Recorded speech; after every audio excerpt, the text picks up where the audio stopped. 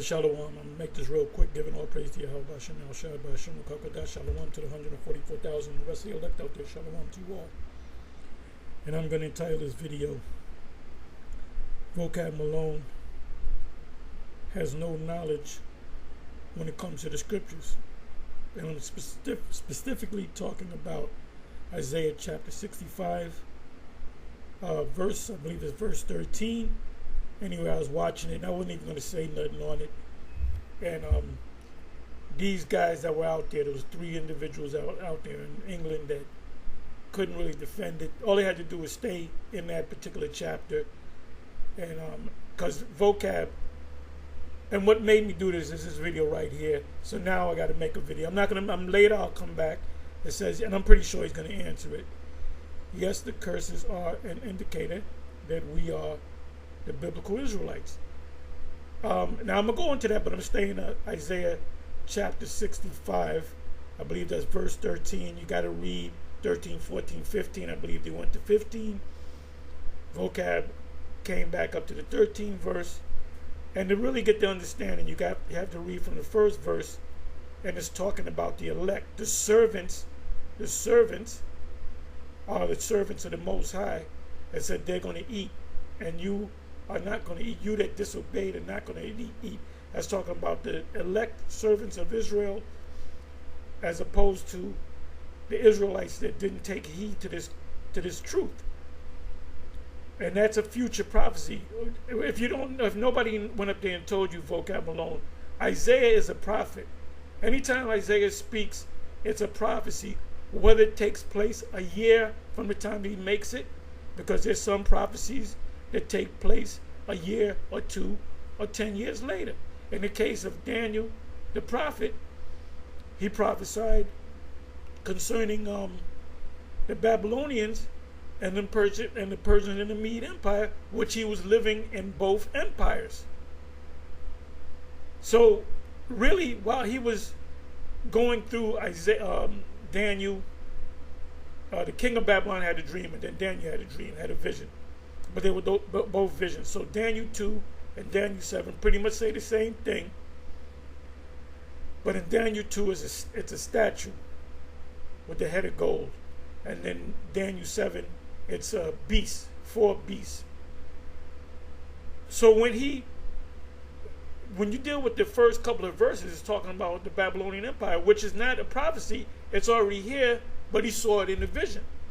So while he was prophesying about those kingdoms, he was in the midst of the first kingdom and the second kingdom, which is the Babylonian, the Persian and Mede Empire. And then when you read, Daniel 8, Daniel 10, Daniel 10 was during the Medo-Persian Empire. But I'm focusing on Daniel 2, really Daniel 7. So when he spoke about the Persian and Mede Empire, he was prophesying, and he was still living when that prophecy came to pass. The Persian Mede Empire, the bear standing on one side with 3 ribs in his mouth. Then, so he was living during that time. Now, during the time of Alexander the Greek, we say Alexander the Greek, it speaks about the leopard. That was Alexander. Daniel was not living at that time. So that was years after, about 300 years after. Let's say 300 years after. Babylonians was about 600 years BCE. The Greeks came about, Alexander, Philip of Macedonia came about around 300 some odd BC. I'm not going to go on exact numbers. So he prophesied something that was going to happen 300 years in the future from the point of Daniel. The beast that was different from all the rest, they came on the scene about 65 BC. 65 BC. Now understand that prior to that, they'll say, well, wait a minute, the Romans were around before that. Yes, they were, but they were Japhetic people. When Esau came in on the scene, that was about approximately 65 BCE. And then Daniel also saw the end of the Roman Empire, the beast that that obviously came back. That's in Revelation 13, deadly wound being healed. He hit with a deadly wound, and behold, he was healed. That's the Roman Empire all over again. I did videos showing you that the founding forefathers, when they built D.C., the capital and so forth, and the buildings around it, that was in a place called Rome, Maryland, and it was on lot 666. The Capitol was built on Capitol, which is called Capitol Hill. In Rome, it was called Capitoline Hill. So guess what? This is Rome all over again. The capital of Rome is now in America. The first capital was Rome, Italy. When you go into the 1,000 years that they were down, it came back. Came out of Spain, and then it was given to America. So the last 500 years was given to America, right? So you don't understand prophecy. So now let's go back to Isaiah chapter 65. I'm not going to read it. I'm going to make this quick, and I may come back. Isaiah 65 and 13, I believe it's the 13th verse. It says, my servants shall eat, but you will not eat. But wait a minute. Aren't you guys under the curses of Deuteronomy where you're not going to eat? First of all, we're going to eat. If you're in captivity under the curses, you still eat. Deuteronomy chapter 28, 47 on down. You can start at 43, but 43 to going into 50, 52, 53, whatever.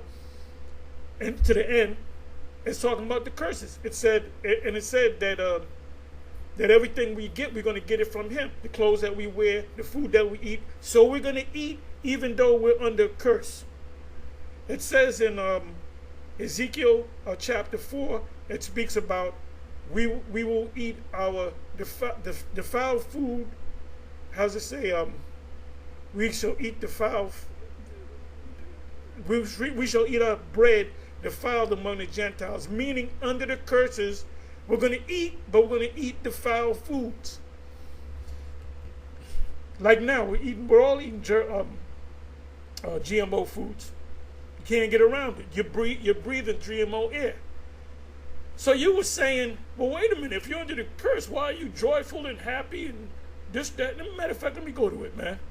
And Vocab Malone is a clown. Vocab, nobody in GMS, and I'll say it in behalf of the other camps out there, the One Westers. Nobody. IUIC it totally ignores you.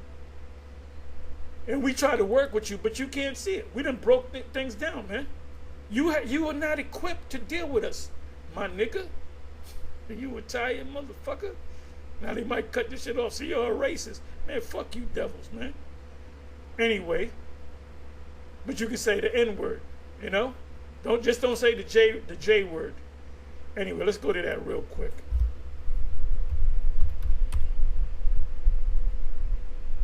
Yeah, we're in by 65, verse 13.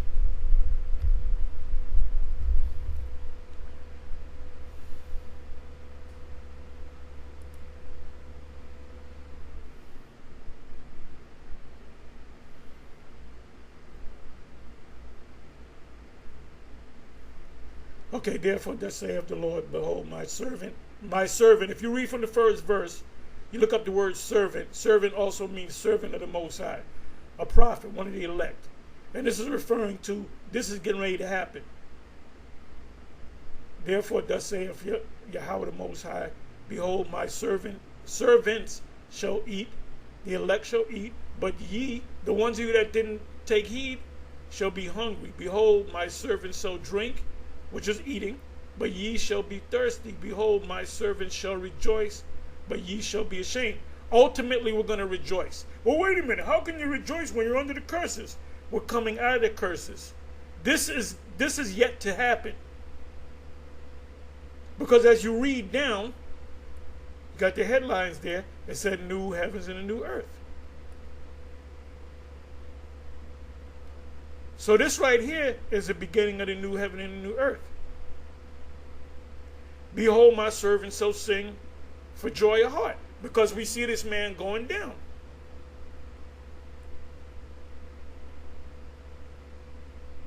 And ye, which are the ones that disobedient, shall leave your name for a curse unto my chosen. In other words, we're telling you that you're Israelites, you're throwing it back in our face. No, we're Kemetic. That he who blesseth himself in the earth shall bless himself in the Most High of truth. Ultimately, we're going to be blessed. And he that sweareth in the earth shall swear by the Most High of truth, because the former troubles are forgotten. Us being in hardcore slavery, chattel slavery, that's former. That's forgotten. And because they are hid from mine eyes. Then it says new heavens and new earth. Right away, Revelation 21 should come up. For behold, I create new heavens and new earth, and the former shall be. That's why we're going to be happy. Because when all hell breaks loose, when the famine comes, we're going to be eaten. And our Israelites that didn't want to take heed, they're going to catch hell. And ultimately, that's going to lead into the kingdom. But anyway, I said, that's all I'm going to do. With that, I think I did enough. Anyway, with that, I'm going to say shalom. Learn the scriptures, clown.